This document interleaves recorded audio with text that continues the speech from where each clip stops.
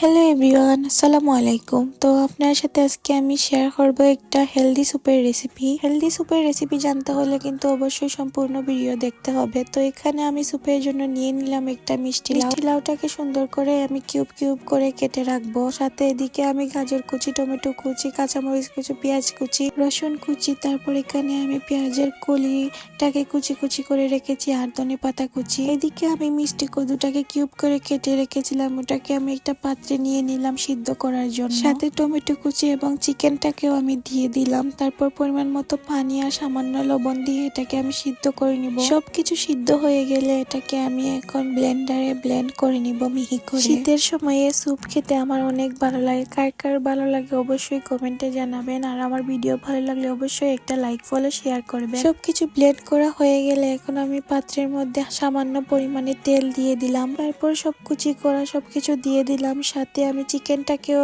ছাড়িয়ে রেখেছিলাম, দুটাকে আমি দিয়ে দিলাম। তারপর এখানে আমি নুডলস দিয়ে দিলাম 1 প্যাকেটের মতো। নুডলসটাকে আমি ভালো করে ভেঙে দিয়েছি যাতে ছোট ছোট হয়ে যায়। তারপর এর মধ্যে দিয়ে দিলাম হলুদ গুঁড়ো, তারপরে ধনিয়া গুঁড়ো আর দিয়ে দিলাম মরিচ গুঁড়ো।